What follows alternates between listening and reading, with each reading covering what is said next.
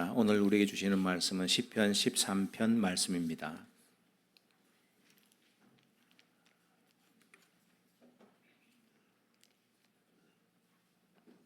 시편 13편 1절에서 6절까지 함께 하나님의 말씀을 받들어 읽겠습니다. 여호와여, 어느 때까지니까 나를 영원히 잊으시나이까? 주의 얼굴을 나에게서 어느 때까지 숨기시겠나이까? 나의 영혼이 번민하고 종일토록 마음에 근심하기를 어느 때까지 하오며 내 원수가 나를 치며 자랑하기를 어느 때까지 하리이까? 여호와 내 하나님이여, 나를 생각하사 응답하시고 나의 눈을 밝히소서. 두렵건대 내가 사망의 잠을 잘까 하오며 두렵건대 나의 원수가 이르기를 내가 그를 이겼다 할까 하오며 내가 흔들릴 때 나의 뜻 기뻐할까 하나이다. 나는 오직 주의 사랑을 의지하였사오니 나의 마음은 주의 구원을 기뻐하리이다. 내가 여호와를 찬송하리니 이는 주께서 내게 언덕을 베푸심이로다. 아멘. 여호와여, 어느 때까지니까? 라는 제목으로 목사님 말씀 선포하시겠습니다.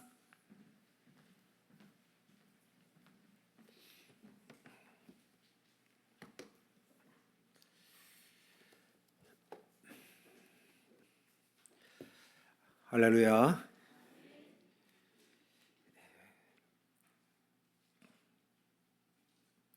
광고했지만은 우리 여름성경학교 기억하시고 기도 많이 하시고 시간이 나시는 대로 또 아이들 교사들과 활동하는 것 교회로 나오셔서 한 번씩 보시며 격려도 해주시면 좋겠습니다. 지난주부터 우리가 시편의 말씀을 몇 편 살펴보게 되는데 이 여름철에 우리의 신앙을 시편 말씀 안에서 살펴보는 것도 의미가 있을 것 같습니다. 신앙이 좋은 성도들도 흔들릴 수 있습니다. 신앙생활 하다가 어떨 때는 정말 하나님이 계실까? 이런 생각이 들 때도 있습니다. 오늘 본 시편이 다윗이 지은 시편으로 알려져 있는데 다윗의 형편이 그랬던 것 같아요. 시편 13편의 배경이 사울의 공격에 다윗이 도피 생활할 때 기록된 말씀으로 알려져 있습니다. 한 10년 정도 쫓겨다녔으니까 오랜 세월이고 고통이 심하였을 것인데 오늘 본문의 말씀에 보니 그 감정이 그대로 드러나 있습니다. 대적들의 오랜 공격으로 인하여서 다윗의 영혼과 육신이 다 지쳐버린 것 같아요. 1절과 2절에 있는 말씀 보면 여호와여, 도대체 어느 때까지입니까? 이런 구절이 4번이나 표현이 되어 있습니다. 1절 2절 보십시오. 여호와여, 어느 때까지입니까? 여호와여, 나를 잊으셨습니까? 주의 얼굴을 어느 때까지 숨기십니까? 내가 어느 때까지 번민하고 근심해야 합니까? 여호와여, 원수가 나를 치며 자랑하는 것을 어느 때까지 내가 참아내야 합니까? 이런 내용이 1절과 2절에서 고백되고 있습니다. 이 말씀을 들으면 공감 가시는 분도 있을 겁니다. 너무 심한 고통이 계속되면 하나님이 안 계신 것 같고 혹 계시더라도 나와는 상관이 없는 것 같이 느껴질 때도 있는 것입니다. 생각해 보면 지금 저 북한 땅에 있는 성도들이 그렇지 않을까 싶어요. 하나님, 도대체 언제까지입니까? 이 땅의 핍박이 너무너무 심하여 이제 이 땅에는 믿는 자가 거의 없는 것 같습니다. 그런 마음을 가질 수 있을 것 같습니다. 일본인 엔도 슈사쿠의 유명한 소설, 역사소설 침묵이 있습니다. 17세기 도쿠가와 시대의 기독교 박해를 다룬 책이었죠. 그 내용에 보면 이런 내용이 나옵니다. 두 성도가 핍박을 받아서 동네 앞바다에 세워진 나무 십자가에 묶였어요. 밀물이 밀려오면 물이 목에까지 차고 썰물일 때는 매서운 바람이 사람을 지치게 만들고 그러면서 서서히 죽어가는 거예요. 그 모습을 멀리서 지켜보던 포르투갈 선교사가 하나님 앞에 괴로워하는 마음으로 묻습니다. 하나님, 도대체 이것이 무슨 일입니까? 도대체 하나님, 당신은 지금 어디에 계십니까? 왜 이렇게 침묵하시는 것입니까? 결국은 나중에 이 선교사도 붙잡혔고 배교의 요청을 받습니다. 너가 배교하지 않으면 교인들을 다 죽일 것이라고 위협합니다. 고민 가운데 묵상하며 기도하는데 배교하라는 주님의 음성을 들었어요. 그리고 이 선교사가 배교의 표시로 예수님의 성화를 발로 밟고 지나갑니다. 여러분, 그때뿐만 아니라 이런 일들이 현 시대에도 있을 수 있습니다.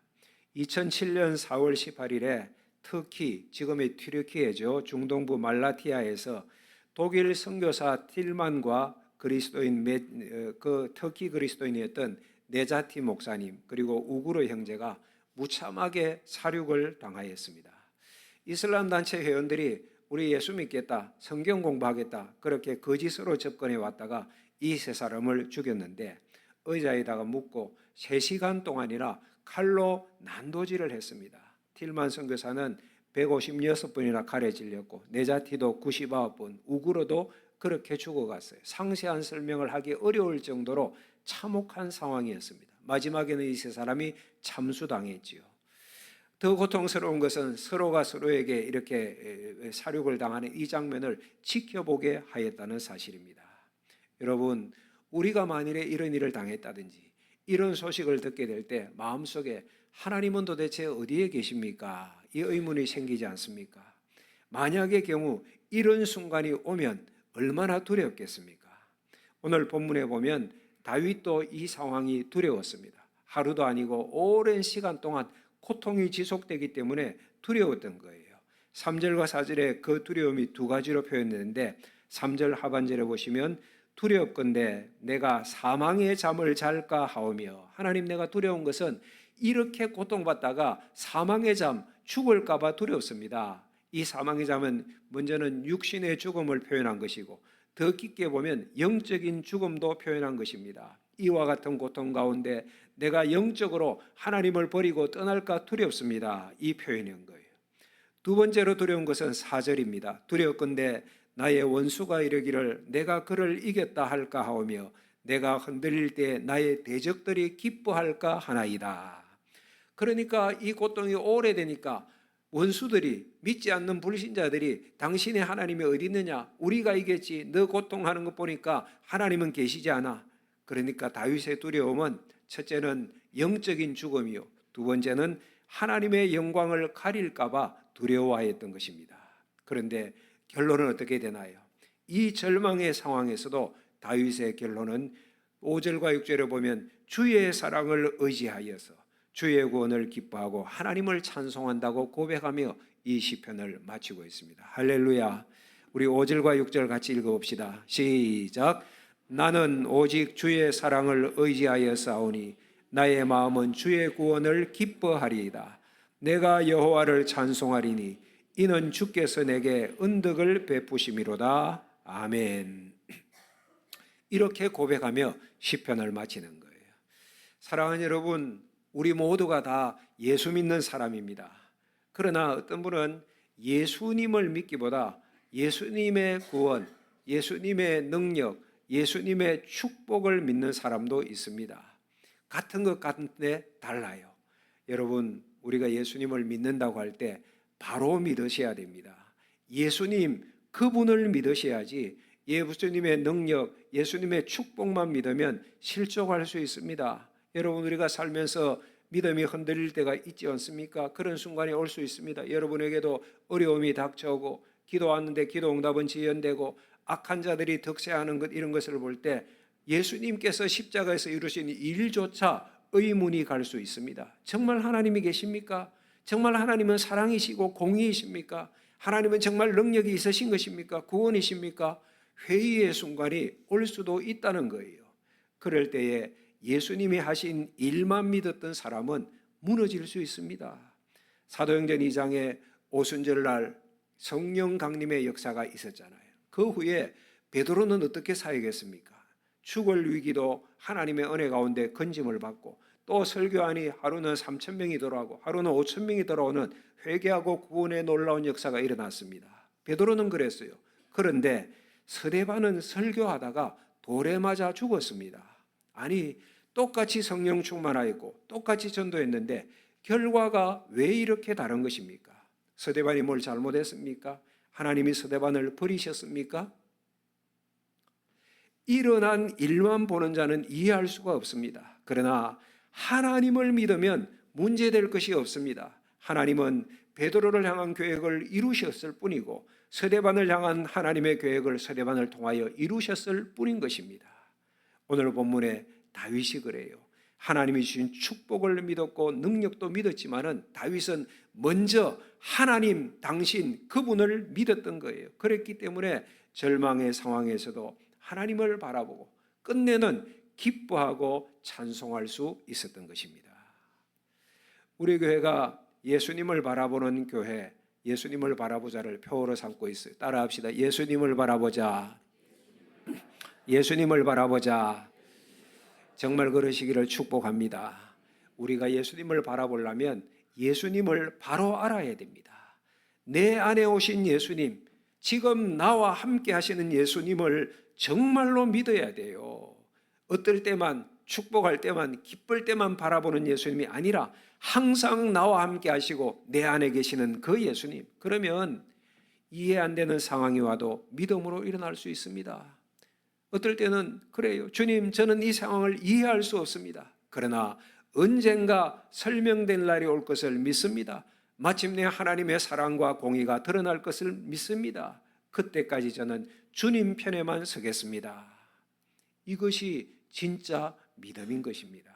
이렇게 예수를 믿으면 상황이 아무리 어둡더라도 무너지지 않고 주님과 함께 어려움을 통과합니다. 그리고 그 어려움을 주님과 함께 통과하면서 여러분의 믿음이 더욱더 견고해집니다. 사드락, 메삭, 아베느고 얘기는 잘 알고 있습니다. 바벨론 우상에게 절하지 않았던 죄로 불못불에 던져졌죠. 그때 느부갓네살이 기세등등 말할 때에 느부갓네살 왕 앞에 세 친구가 이렇게 얘기하잖아요. 다니엘서 3장 17절 18절 왕이시여 우리가 섬기는 하나님이 우리를 맹렬히 타는 풀무불에서도 능히 건져내시겠고 왕의 손에서도 건져내실 것입니다. 그러나 그렇게 하지 아니하실지라도 우리는 왕의 신들을 섬기지 아니하고 왕의 금신상 앞에 절하지 않겠습니다. 사드락, 메삭, 아베느고는 이 말씀을 보면 하나님의 능력을 믿었습니다. 하나님께서 이 가운데서 풀무불에서 능히 구원해 주실 것도 그렇게 하실 수 있음도 믿었습니다. 그러나 하나님의 계획이 그렇지 않다면 그냥 내버려 두셔도 괜찮다는 거예요. 하나님, 그래도 좋습니다. 그것이 하나님의 뜻이라면 그것으로도 충분합니다. 건져내지 않으셔도 하나님을 믿는 믿음은 흔들리지 않을 것입니다. 사드락, 메삭, 아베느고의 믿음이에요. 이런 믿음 가지시기를 축복합니다. 다윗이 어떻게 이 믿음을 가질 수 있었을까? 3절 말씀이 그 열쇠인 것 같아요. 여호와 내 하나님이여 나를 생각하사 응답하시고 나의 눈을 밝히소서. 이렇게 노래하잖아요. 무엇을 밝혀주소서? 하나님 저의 눈, 영의 눈을 밝혀주십시오 라고 기도하고 노래합니다. 하나님, 지금 제가 절망에 갇혀 있습니다. 모든 것이 캄캄합니다. 그러나 하나님께서 내 눈을 열어주셔서 진짜를 보게 하옵소서. 이렇게 기도하였던 거예요. 여러분, 그리고 기도하니까 응답받아서 오늘 5절, 6절처럼 오직 주의 사랑을 의지할 수 있었고 하나님의 구원을 기뻐하고 하나님의 구원의 마음을 회복하고 기쁨을 회복하고 그리고 하나님을 찬양할 수 있게 되어진 것입니다. 할렐루야. 그렇습니다. 신앙생활할 때 진짜 영의 눈이 떠야 합니다. 영의 눈이 열려야 합니다. 하나님의 비밀을 보게 되면 어떤 절망에서도 믿음으로 이겨낼 수 있어요. 승리할 수 있어요. 서대반 집사님 얘기했지만은 여러분 그냥 보면 서대반 집사님 같이 신실하신 분이 돌에 맞아 순교한 것 잘 이해되지 않습니다. 아니 이분은 믿음 좋고 성령 충만하고 전도 잘하고 칭찬 듣는 그런 집사님이었잖아요. 오래 살면서 함께 오랫동안 사역했다면 예루살렘 교회에 얼마나 유익했겠습니까? 그렇게 죽다니 안타깝고 허무하고 분하다. 그 마음 들어질 수 있어요. 그런데 정작 스데반 집사님 본인은 그렇게 생각하지 않았던 것 같아요. 여러분 사도행전 7장 말씀을 보시면 스데반이 순교의 순간 얼굴이 천사와 같이 빛났다고 합니다. 그 말은 그 상황에서도 스데반 집사님이 평안하고 감사했다는 거예요. 어떻게 그럴 수가 있지요? 어떻게 그럴 수가 있습니까? 돌에 맞아서 그 수많은 돌에 얼굴이 찢겨지고 피가 흐르고 살점이 튕겨나가고 죽어가는 상황인데 어떻게 그렇게 평안하고 감사할 수 있을까? 눈이 떠있기 때문입니다. 사도행전 7장 55절 56절 말씀입니다. 스데반이 성령 충만하여 하늘을 우러러 주목하여 하나님의 영광과 및 예수께서 하나님 우편에 서신 것을 보고 말하되 보라 하늘이 열리고 인자가 하나님 우편에 서신 것을 보노라. 죽음의 순간 눈이 열렸어요. 하늘에 계신 하나님이 보였어요. 하늘나라에서 지금 스데반을 보고 계시는 예수님이 스데반의 눈에 보인 거예요. 그래서 돌 맞아 죽는 순간에도 평안했어요. 하나님 나라를 보니 복음 전하다 죽는 것은 감사할 일이고 영광스러운 일이었습니다. 사랑하는 성도 여러분, 우리 인생이라는 것이 대단한 것 같지만은 그렇지 못하다는 것을 조금 살아본 분은 다 아실 거예요. 우리 인생이란 것이 영원할 것 같지만은 짧다는 것을 누구나 다 알고 있습니다. 여러분, 너나 할 것 없 곧 하나님 앞에 결산할 날이 다가오게 될 것입니다. 저도 지금도 마음은 20대 청년 같은데 벌써 이 나이가 되었거든요. 사랑하는 여러분, 우리가 잘 살아야 됩니다. 이 땅에서는 한 번밖에 없는 인생인데 의미 있게 살고 멋지게 사셔야 됩니다. 박정희 대통령께서 살아계실 때 민정시찰을 하다가 한 깡패를 만났는데 그냥 지나지 않고 그 깡패와 악수를 하면서 하시는 말씀이 야, 짧은 인생이야, 멋지게 살아. 이 한마디에 그 청년이 군대에 입대하고 나 평생 나라를 지키는데 충성하다가 전역하였다고 합니다. 그러니까 깡패보다 훨씬 멋진 인생을 살아간 것이죠. 오늘 우리 주변에 인간적으로 멋진 인생을 살아가는 분들이 있습니다. 오래 살고 부자로 살고 이름을 날리고 선행하고 이런 것 다 귀한 일입니다. 하지만 정말로 귀한 일일까 생각해 봐야 됩니다. 죽어도 귀한 것일까? 실제로 우리가 천국에 가보면요, 이 땅에서 건강하게 오래 산 것이 무슨 의미가 있을까요? 실제로 우리가 천국에 가보면 이 땅에서 부자로 산 것이 무슨 의미가 있을까요? 오늘 스데반 집사님 얘기했는데 스데반은 하나님 나라를 보는 눈이 열리자 오래 살고 이 땅에서 이름 날리는 것만이 복이 아님을 알았습니다. 이렇게 돌에 맞아 죽는 것도 하나님의 뜻이라면 축복임을 알았습니다. 그래서 평안했고 자기를 죽이는 자들을 용서하고 축복할 수 있었던 거예요. 이 영의 눈이 뜨이기를 주의 이름으로 축원합니다. 언젠가 예배 잘 출석하지 않는 성도들을 챙기다가 성도들과 얘기하는데 어떤 집사님이 하시는 말씀이 그분이 교회는 나오긴 나오는데 하나님이 믿겨지지 않아서 그렇다는 거예요. 그럴 수 있죠. 뭐 오래 나오신 분이나 또 조금 나오신 분이나 그럴 수 있을 거예요. 그래서 그분 생각이 하나님 좀 보면 좋겠다. 하나님 좀 보여주면 하나님 믿겠다. 뭐 그러신다는 거예요. 그 얘기를 듣던 다른 집사님이 그 얘기를 전한 집사님을 가리키며 아니 하나님 멀리 찾을 거 뭐 있냐고. 우리가 집사님을 보면 하나님 살아계심을 알 수 있다고. 하나님이 살아계신다고. 그동안 보니 집사님이 오래 혼자 신앙생활하고 어려운 가운데서 신앙생활하고 가족의 복음을 내세우고 홀로 믿음을 지켜야 하는데 이제는 집사님뿐만 아니라 집사님의 모든 가족이 다 예수 믿고 신실하게 신앙한 것을 보니 하나님은 살아계십니다. 이러는 거예요. 그 얘기를 들으니 맞아요. 옆에서 얘기를 듣던 다른 집사님들은 여기저기서 나도 그랬습니다. 나도 하나님 은혜가 아니면 못 믿을 자였는데 우리 다 그렇잖아요. 우리 뭐 제대로 된 건 뭐 있습니까? 마음속에 분노, 죄악들이 얼마나 많습니까? 하나님 은혜 때문에 이같이 왔잖아요. 그래서 그날 그 얘기의 결론이 우리 모두가 여기 있는 성도들 모두가 하나님 살아계심의 증거다. 이렇게 결론났어요. 할렐루야. 하나님 살아계심을 멀리서 찾지 마세요. 여러분들이 하나님 살아계심의 증거입니다. 어떤 분은 나는 하나님이 믿어지지 않습니다. 도무지 견딜 수가 없습니다. 그런 분이 계실 수도 있습니다. 그런 분이 계시다면 오늘 하나님께서 여러분들의 눈을 열어주시기를 축복합니다. 그러면 예수님을 바라보게 되어지는 거예요. 70년대에 그 가수 이종용이라는 분을 아시는지요? 인기가 좋았어요. 노래를 말씀드리면 아실 분이에요. 너라는 노래. 낙엽 지던 그 숲속에 하얀 바닷가에 떨리는 손 잡아주던 너, 이런 노래였는데 아시는지 모르겠네요. 인기가 좋았어요. 근데 인기 절정일 때에 대마초 피우다가 감옥에 갔습니다. 나중에 이분이 목사가 되었어요. 어떻게 되었는가 하니까 뮤지컬 하는데 마침 지저스 크라이스트 슈퍼스타 그 뮤지컬에 출연하고 이 사람이 예수님 역할을 맡은 거예요. 그러니까 공연을 한 250회쯤 한 거예요. 공연만 했겠습니까? 연습하는 거 포함하면 예수님 역할을 한 1000번 이상 한 거예요. 그래서 이 역할을 맡았으니까 예수님이 어떤 분인가, 예수님의 심정을 느껴보려고 성경을 펼쳐서 복음서를 수없이 읽고 또 매 순간 예수님처럼 생각해 보려고 그렇게 노력하고, 그러다가 어느 순간 생각이 달라지고 삶이 달라지고 사람을 보는데 사람이 달라 보이고 찬양을 하는데 눈물이 흐르더랍니다. 그렇게 신앙생활하다가 나중에 이분이 목사가 된 거예요. 미국에서 목회를 하고 계십니다.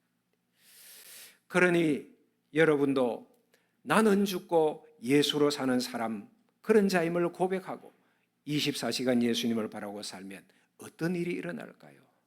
정말로 그러면 예수님께서 나를 변화시켜 주세요.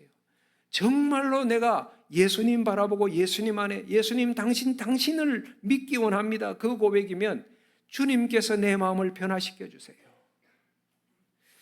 LA에 노진준 목사님이라는 분이 계셨습니다. 이분이 생후 8개월에 초아마비 장애를 가져서 계속 장애를 가지고 살았는데 고등학교 1학년 때 교회에서 말씀 가운데 은혜를 받고 목사가 되기로 서원했어요. 그 이후에 하나님께 기도하는데 매일 아침 저녁으로 기도하기를, 하나님 제가 목사가 될 겁니다. 제 다리 좀 고쳐주세요. 기도한 거예요.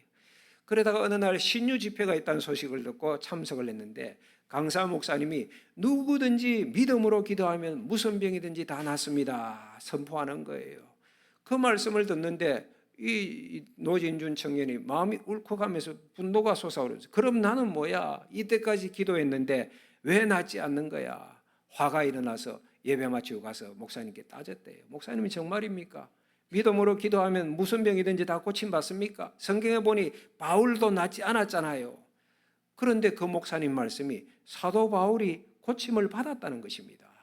바울이 육체의 가시를 제거해달라고 하나님께 3번 기도했잖아요. 그때 하나님께서 응답하시기를, 너가 받은 계시의 비밀이 너무 크기 때문에 그것 때문에 교만하지 않도록 육체의 가시를 주었다. 너의 연약함이 너를 강하게 할 것이다.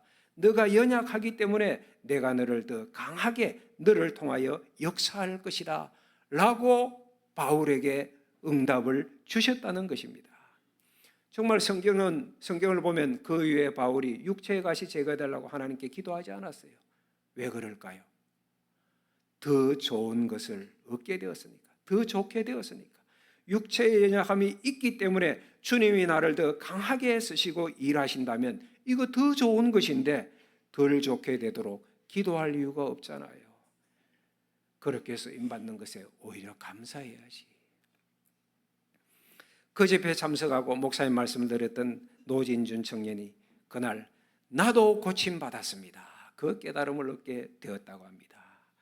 그동안은 하나님 목사 될 테니 다리 고쳐주세요 기도했는데 그 말은 무슨 뜻입니까? 하나님 목사가 될 테니 목사 일 잘하려면, 사역 잘하려면 건강해야죠. 건강한 다리 가져야 되지 않겠습니까? 그런 뜻 아니었습니까? 그런데 하나님께서 육체의 장애를 통하여 너가 목사 일을 더 잘하게 해 주시겠다고 응답을 주신 거예요. 그 깨달음을 얻고 이 청년이 아멘 했답니다. 아멘. 그리고 신앙생활 열심히 하고 다시는 다리 고쳐달라고 기도하지 않았어요. 왜? 자기는 고침받았으니까. 이미 고침받았으니까. 그리고 나중에 목사가 되어 여전한 장애를 가지고 강단에서 설교하는데, 여러분 그러니까 간절한 마음으로 하나님 의지, 하나님 이 연약한 자가 오늘도 말씀 전하는데 하나님께서 말씀하시옵소서, 이 간절함으로 올라서 설교하고 그 모습을 통하여서 성도들이 더 감동과 도전을 받더라는 것입니다. 사랑하는 여러분, 앞서 말씀드린 터키에서 순교하셨던 3분 말입니다. 정말 처참하게 죽었어요. 그렇게 순교당할 때에 주변 사람들이 하나님 어디 계십니까? 할 수 있어요. 그런데 그 장례식은 정말 아름다웠다고 합니다. 숨어있던 터키 신자들이, 수천의 신자들이 장례식에 참석하였어요. 하나님을 경배하고 그 죽음을 애도하고. 여러분, 그 터키에 숨어있는 신자들이 참석한 것은, 그것은 나도 그리스도인입니다, 나도 그리스도인입니다, 이 공개적인 고백이에요. 그러면 공격의 대상이 될 수 있거든요. 터키가, 그 튀르키예가 99.8% 무슬림 나라입니다. 얼마 후에 터키 텔레비전에서 이 순교하시던 틸만 선교사님의 사모 수산나 선교사님의 회견을 보냈습니다. 신문에도 또 방송에도 보는데 이렇게 말씀하셨어요. 그래도 저는 터키를 떠나지 않을 것이고 남편 죽인 자를 원망하지 않겠습니다. 그러면서 용서를 선언합니다. 오 하나님, 저들을 용서하시옵소서. 저들이 하는 일을 모르나이다. 이 소식들이 터키 사회에 충격을 주었습니다. 한 칼럼니스트가 이 소식을 전하면서 한 줄로 표현했는데 1000명의 선교사들이 1000년 동안 할 일을 그 한마디로 해냈다고 표현하였습니다. 그 일 이후에 어떤 분이 터키 사회에서 일어났던 일을 정리했는데 5가지로 정리해요. 첫째는 그 용서가 터키 사회를 놀라게 했다. 두 번째는 성경에 대한 관심이 더 증가했다. 세 번째, 터키 교회가 영적으로 더 성숙했다. 네 번째, 세계 교회가 터키를 위하여 기도하게 되었다. 다섯 번째, 지금도 순교의 열매를 계속 맺어가고 있다.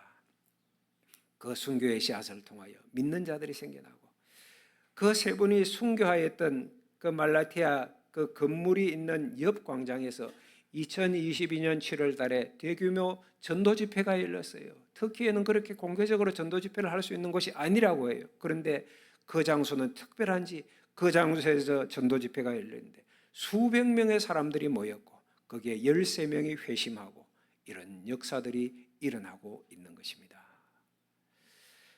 사랑하는 여러분, 오늘 이 자리에 계신 분들 가운데 아직 하나님이 믿어지지 않습니까? 오늘 이 자리에 계신 성도들 가운데 하나님을 믿지만은 무슨 조그마한 일이라도 일만 있으면 흔들흔들 거리십니까?